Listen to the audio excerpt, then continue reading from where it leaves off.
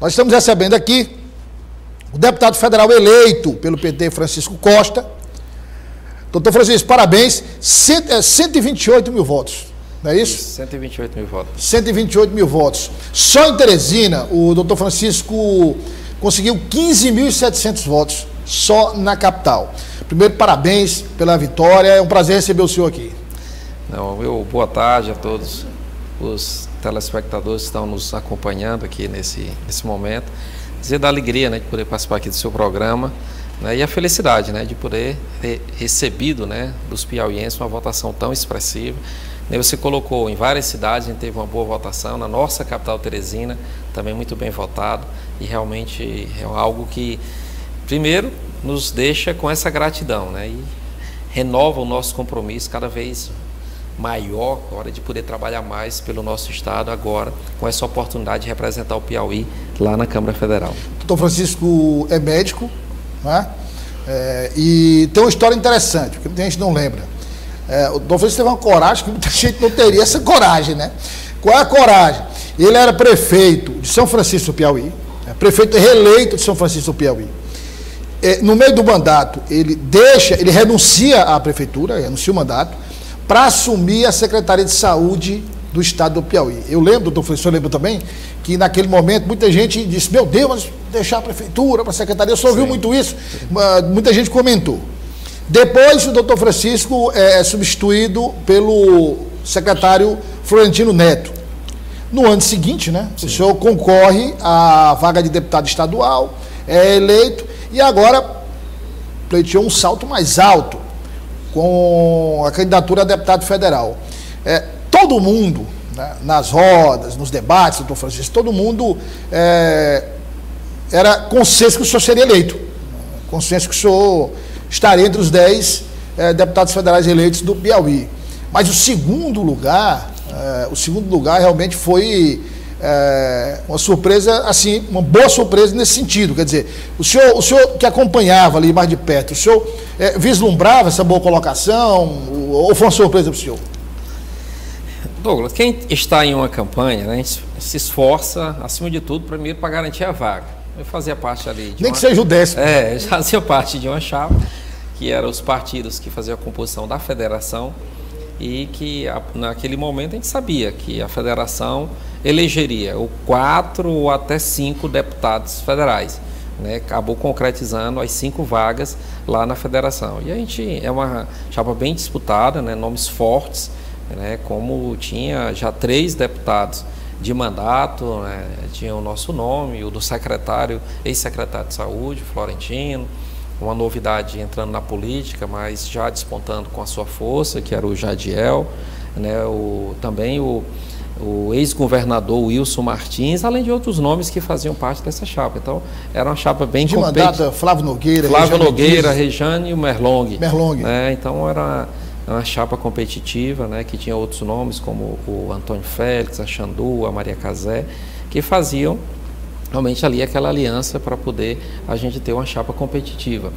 E ao longo do nosso trabalho, desde a definição de querer essa candidatura, que ainda foi em 2020, né, que a gente tomou essa decisão de não ir para, já que era o meu primeiro mandato de deputado estadual, o natural era que eu fosse para a reeleição de deputado estadual. Seria o caminho, assim, a princípio, imagina, até mais simples, mais fácil. Mas a gente acabou, por uma circunstância, né, que é do conhecimento também do povo do Piauí, que essa decisão nossa também foi após o falecimento do saudoso deputado Assis Carvalho. A gente tinha uma relação muito próxima, eu acompanhava muito de perto também esses líderes, e motivado por esses líderes que faziam essa base de apoio do Assis Carvalho, que a gente teve também esse encorajamento para ir a essa eleição. E ao longo da caminhada a gente percebeu, né, na pré-campanha e na chegada da campanha, a leveza que acabou sendo todo o nosso trabalho, o nosso programa de governo, um trabalho forte que nós fizemos também nas redes sociais, mas também o corpo a corpo, que a gente gosta muito, fizemos muito, participamos de muitas atividades, reuniões, carreatas, né, muitas caminhadas, né, cumprimentando as pessoas em vários municípios do Piauí, e a gente percebia esse sentimento, né, da eleição. Então comecei a perceber que eu teria uma boa votação. Não dava para imaginar, confesso que eu não imaginava que seria o primeiro do nosso partido, né, da federação. Então acabei sendo o primeiro da federação, o segundo lugar geral. Realmente também para nós foi uma surpresa. Imaginava ter uma votação, imaginava que teria acima de 100 mil votos, poderia alcançar ali 110 a 115 mil votos, era uma análise que a gente fazia, mas por surpresa, uma boa surpresa, a gente acabou superando até essas previsões que a gente inicialmente tinha. Então, Francisco, e agora é uma preparação para... Bom, primeiro, agora tem um segundo turno da eleição. Sim. Para presidente da República.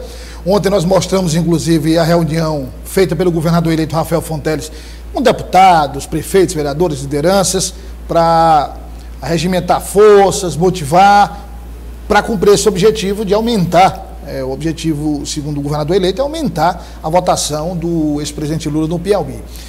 Bom, tem essa etapa. Passada essa etapa, aí nós teremos aí já a proximidade do final do ano, e aí janeiro, fevereiro já é a sua posse na Câmara Federal.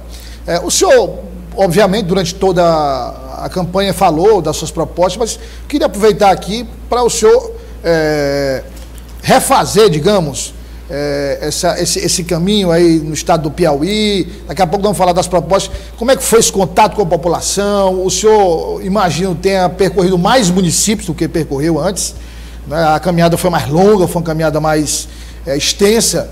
Em resumo, o que é que o senhor tira de lição, de positivo dessa sua caminhada, obviamente além da votação da eleição?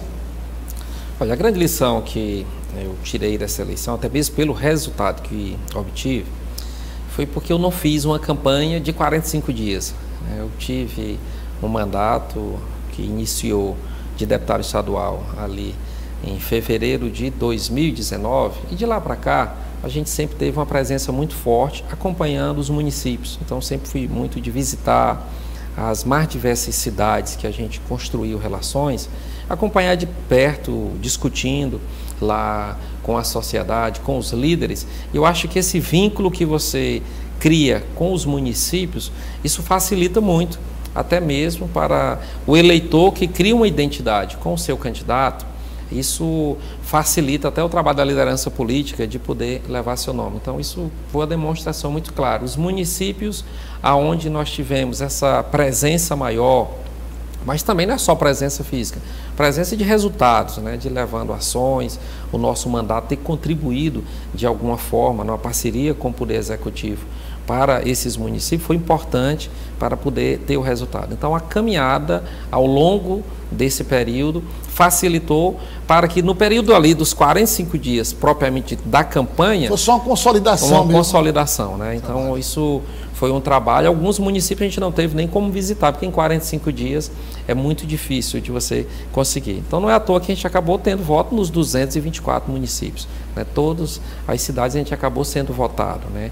E isso mostra que essa estratégia que nós adotamos realmente foi uma estratégia que funcionou, e funcionou bem, até superando a nossa expectativa, né? Eu acho que o eleitor, cada vez mais, antigamente, há anos atrás, há décadas atrás, existia um distanciamento muito grande de um senador da República, de um deputado federal, de um governador, para a sociedade, para a população. Era muito com o prefeito. Era muito com o prefeito. Era o contato com os líderes e uma distância muito grande. Deputado federal, né, a maioria também tinha uma vida bem distante da sociedade, principalmente depois da presença do PT no governo, tanto de Lula quanto aqui especialmente do Wellington, com seu modo de fazer política, meio que isso passou por um processo de modificação. Então, eu que venho de uma origem de uma cidade pequena, prefeito de uma cidade do interior, então sempre para mim foi muito natural esse corpo a corpo no dia a dia com a população, né? Então eu acho que isso acaba que quando a população começa a enxergar aquele líder como alguém igual a ele, isso facilita muito, não cria aquela distância entre o representante e ali os seus representados. Então eu acho que contou muito para a nossa eleição. Então essa história de acompanhar de perto, né? Muitos não querem fazer porque é trabalhoso, é desgastante, você acaba sacrificando um pouco a família, o seu dia a dia, o que você poderia estar fazendo lazer, mas a política também é a missão que você abraça, né? Que você abraça uma missão, você tem que realmente ir de corpo e alma e conviver para que a experiência, as visitas, aquilo ali lhe traga mais sensibilidade para você corresponder com resultados. Deputado, e em relação às propostas, o que o piauiense que votou no candidato a deputado federal, Francisco Costa, deputado federal eleito, pode esperar das suas ações na Câmara dos Deputados? Eu sempre deixei muito claro, né, nas minhas posições, em todas as reuniões que estive, que eu ia sempre ter, as pessoas não teriam dúvidas sobre algumas posições políticas que eu ia acabar adotando na hora, principalmente de um voto na Câmara Federal, né? Então, a consciência de, primeiro, estar sempre do lado das pessoas que mais precisam da atenção do poder público. Está sempre do lado somente dos trabalhadores e das trabalhadoras. Então, em temas polêmicos como esse, as pessoas não teriam dúvida em que lado eu estaria. Foi algo que eu deixei muito claro.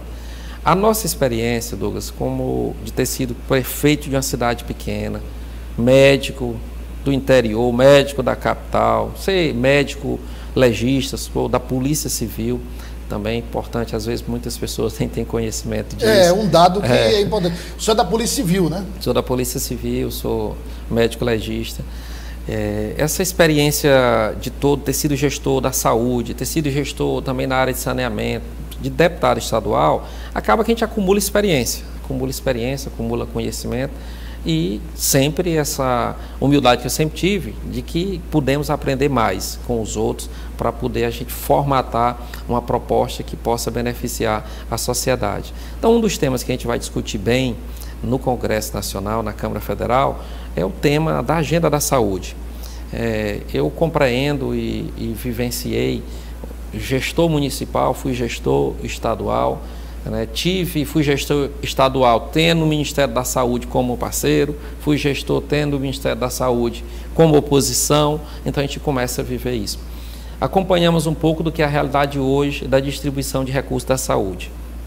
Hoje os municípios sofrem, porque não conseguem bancar o custo da saúde.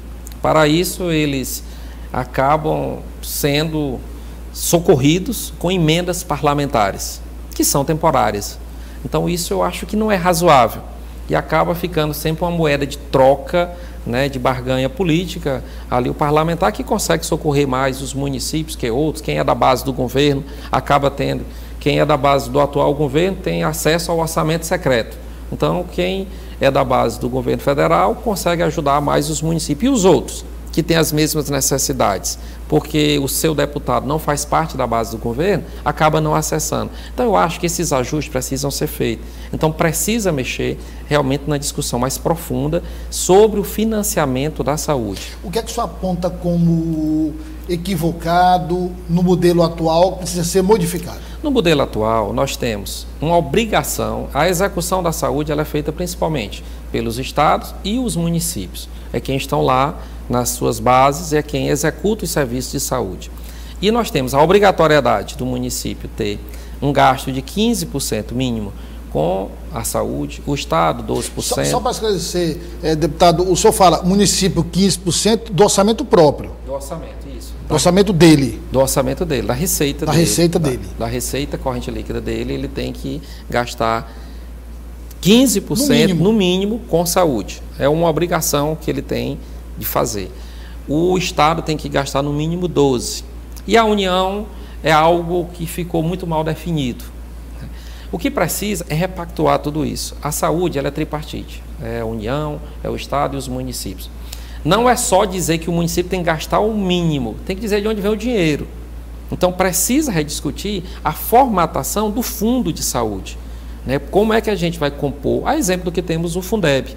Na educação, nós temos um conceito muito claro da formatação de um fundo que forma a receita para a educação dos estados e municípios. Quer dizer, nesse aspecto, o senhor considera que a área da educação está resolvida, no caso da divisão, da criação dos fundos, foi bem formatado, no caso da educação? Está bem formatado. Eu não posso dizer aqui que é suficiente, mas pelo menos tem uma política mais clara, do financiamento. Na saúde nós não temos. E como é que seria, na sua opinião, como é que deveria ser, doutor Francisco? A distribuição, aonde, primeiro, que temos que estabelecer um percentual que venha da União de uma forma democrática, republicana, para todos os municípios. Hoje não existe esse rateio dos recursos. Então precisa ter critérios mais claros de como se vai definir o custeio da saúde estadual, que são os serviços. Dá um exemplo. Aqui nós temos o Hospital Getúlio Vargas. O Hospital Getúlio Vargas é um hospital próprio da rede estadual e que ela presta um serviço para todo o estado do Piauí, inclusive para outros estados. Agora, o peso do custo desse hospital é o governo estadual quem banca, né? Parte do que é o dinheiro do SUS que vem para ajudar no custeio é muito aquém do que realmente é praticável. Então, nós temos que ter uma conta mais justa de como fazer. Vou dar um exemplo. A educação, ela tem um cálculo do valor que cada município vai receber, que é por aluno. Né? O aluno matriculado. Aluno matriculado é a quantidade de receita que você vai acabar tendo. E na saúde, nós só temos a obrigatoriedade de cada município gastar aquele percentual e pronto. Então, acaba que fica uma coisa muito mal definida. Então, precisa aprofundar o debate sobre o rateio. Não é fácil, porque quando você começa a discutir movimentação de recursos de entes federados, acaba que tem um jogo de interesse, acaba tendo uma discussão maior. Pelo que o senhor está falando aí, o governo federal, que não tem um papel definido nos gastos da saúde, ele é responsável pelo dinheiro, pelo recurso, ele maneja esse recurso sem responsabilidade alguma? Sem responsabilidade. E ele acaba fazendo, como eu disse, atualmente, principalmente no momento atual, esses recursos são diretos. Tem recursos que já são pactuados, que vêm mês a mês. Deixa eu dar um exemplo, um recurso que é para custear a equipe de saúde da família lá do município pequeno. Há muitos anos que esse valor não é reajustado. Aí os municípios muitas vezes não conseguem segurar o médico, o profissional da enfermagem, o odontólogo. Tem que diminuir a equipe. Tem que diminuir a equipe, tem que reduzir. Aí começa que o salário não compensa, a pessoa acaba saindo, não cria vínculo lá com a sua comunidade. Isso atrapalha, né? Isso há muito tempo que não tem. Aí, ao invés de se trabalhar, por exemplo, um reajuste desse custeio de todos os municípios, o recurso da saúde virou o orçamento secreto, em que é para privilegiar os deputados que são da base do governo, que por sua vez só vão atender os municípios que são ligados àqueles parlamentares. Então eu acho que isso está errado. Agora tem um outro detalhe também, que é o seguinte, que acho que nessa repactuação que o senhor defende, esse assunto poderia também ser colocado em pauta. O nome é Sistema Único de Saúde. Sim. Então, se por exemplo eu estiver no Mato Grosso do Sul, e precisar de atendimento na rede pública, tem que ser atendido. Sou brasileiro, tem que ser atendido no SUS. Isso não é discutível. Mas, veja, o SUS ele tem um percentual para cada estado. Cada estado recebe ali Como Teresina, o estado do Piauí, é uma referência na área de saúde para todo o país, então é uma carga muito grande de pacientes que vêm de outros estados. Então, se o paciente vem de outro estado para cá, ele está usando um recurso destinado para os pacientes daqui. Estou falando em tese. Daqui.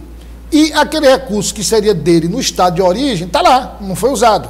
E não há essa compensação. Me parece que, uma época, houve aí um acordo, acho que Teresina foi... Mas não funcionou. Muito aquém do que a realidade. Então isso não deveria... Não é fácil, doutor Francisco, porque hoje a gente tem a informática muito moderna, quer dizer, fazer esse controle e automaticamente recompensar, digamos, no final do mês, do trimestre, enfim, do período que for do ano.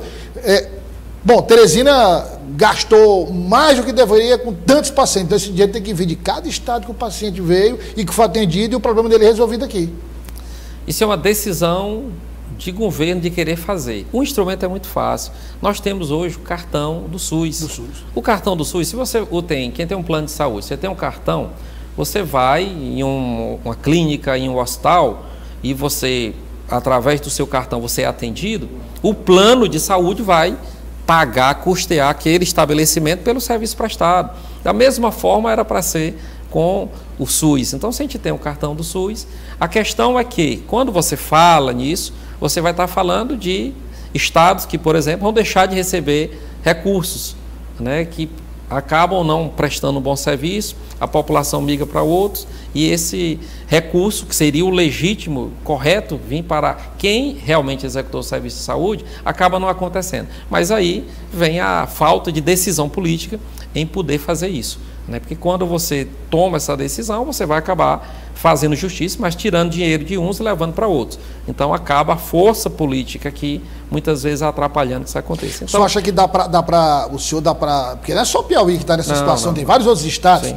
O senhor acha que dá para mobilizar as bancadas desses estados para criar um corpo na Câmara e pautar essa discussão? Olha, o Sistema Único de Saúde, Douglas, na realidade é uma grande conquista do povo brasileiro, é o grande modelo, mas precisa a gente fazer esses ajustes. Eu acho que é hora de fazer os ajustes, não dá mais para fazer de conta de que ele tem um financiamento adequado. Então a gente precisa mexer nisso. Então toda a modelagem no que se diz respeito ao financiamento da saúde, desde onde vai vir a receita, a discussão que aí passa também por uma ampla discussão sobre a reforma tributária. Desde onde vai vir a receita, como os critérios para a distribuição dos recursos, isso tem que ser rediscutido, porque isso foi discutido há muito tempo, aí foi feito só pequenos ajustes, então a gente precisa realmente ter. É isso onde eu estou me propondo a defender, é puxar um debate mais profundo sobre isso. Não é tarefa fácil, não é consenso, né, trabalhar sobre isso. Muitas vezes, boa parte dos parlamentares vão preferir ter ainda o parlamentar mais empoderado do que os gestores municipais, os gestores estaduais, mas eu defendo que a gente tem que ter um critério realmente mais adequado para a distribuição dos recursos, para que a prestação de serviço chegue mais rápido, de uma forma mais satisfatória para a população que precisa do Sistema Único de Saúde. O detalhe também, essa tabela do SUS, que os hospitais reclamam muito também, que não é atualizada, que os valores são muito aquém dos praticados no mercado, e é outro assunto também que precisa ser rediscutido. Agora, indo para a política, deputado, fazendo aqui uma análise do senhor da eleição, quer dizer, nós tivemos a eleição do senador Wellington Dias, senador eleito mais uma vez, mas o governador eleito, Rafael Fonteles, com mais de 57% dos votos válidos. Inclusive a revista Veja trouxe agora uma reportagem colocando o governador eleito como uma das novas lideranças do Nordeste, que surge como uma das novas lideranças do Nordeste. E aí, eu lembro que na época da eleição, quando os membros da base governista, o próprio então candidato Rafael Fonteles falava em renovação, falava em uma gestão diferenciada, a oposição rebatia dizendo que seria o mais do mesmo. O senhor avalia que essa gestão do governador eleito, Rafael Fonteles, vai ser um divisor de águas da história do Piauí? Douglas, a votação que nós tivemos com o nosso candidato a governador, hoje governador eleito Rafael, realmente foi algo que foi dentro da expectativa que a gente tinha de que o piauiense saberia fazer a boa leitura de todo o legado, do trabalho do nosso governador Wellington, toda a contribuição que foi dada. A possibilidade do Piauí ter esse alinhamento, né, que hoje ainda não está concluído, vamos buscar também eleger o presidente Lula, mas ter presidente, ter governador no mesmo alinhamento, isso facilita e a probabilidade de mais investimentos, mais recursos acontecerem, com certeza é muito maior, mas não dá para dizer que é uma continuidade, porque o Wellington ele teve um papel importante, assumiu o governo em 2003, era um cenário totalmente diferente, era um estado onde não existia estradas asfaltadas, eram um pouco mais de 60 municípios que tinham acesso a asfalto, hoje nós já temos praticamente os 224, não eram todas as cidades, menos da metade dos municípios tinham ensino médio, hoje todos têm ensino superior através da universidade aberta em todos os 224 municípios, então nós estamos tratando de realidades diferentes, né? Então o governador Wellington deu a sua grande contribuição, agora o Rafael entra em um cenário de um estado com outro nível de organização, então ele, jovem, 37 anos, como já foi até aqui reconhecido, né, até pela revista Veja, chega aí como uma grande força do Nordeste que vem e vai se dedicar, não tenho dúvida, para fazer uma gestão de muitos resultados. Então, eu acho que o ambiente é outro, o cenário é outro, e ele tem condição de realmente agora colocar o Estado em uma outra possibilidade, no que se diz, nas mais diversas áreas. Ele se comprometeu com temas importantes, que são a cobrança da população, um deles, a questão da segurança pública.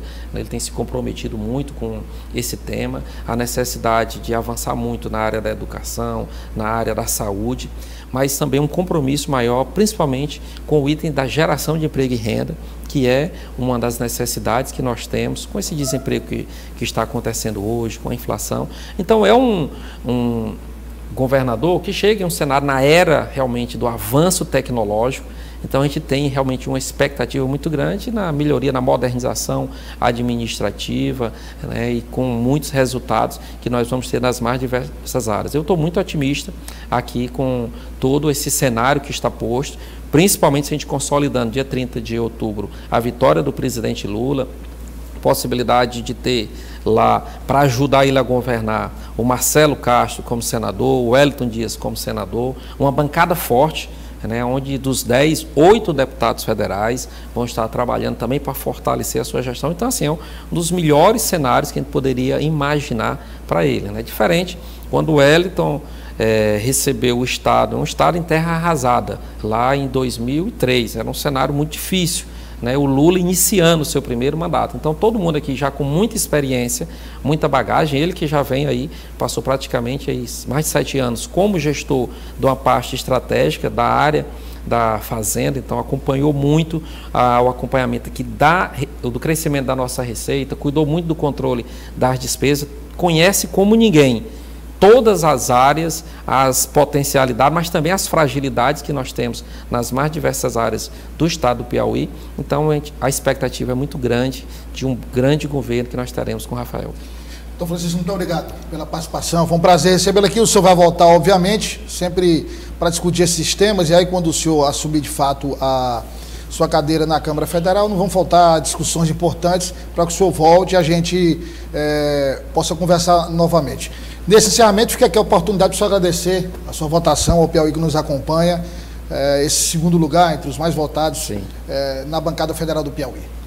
É o nosso agradecimento mesmo a cada piauiense que simpatizou, a cada eleitor que teve a oportunidade de contribuir com a nossa vitória, essa expressiva vitória.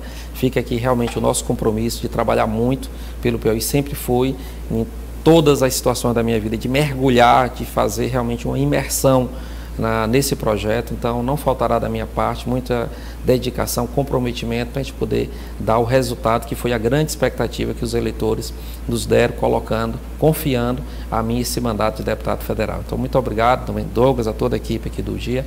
Estaremos sempre à disposição para também no futuro estar aqui prestando conta do nosso mandato. Muito obrigado mais uma vez. Volte sempre. Deputado estadual Francisco Costa, deputado federal eleito no último dia 2 de outubro.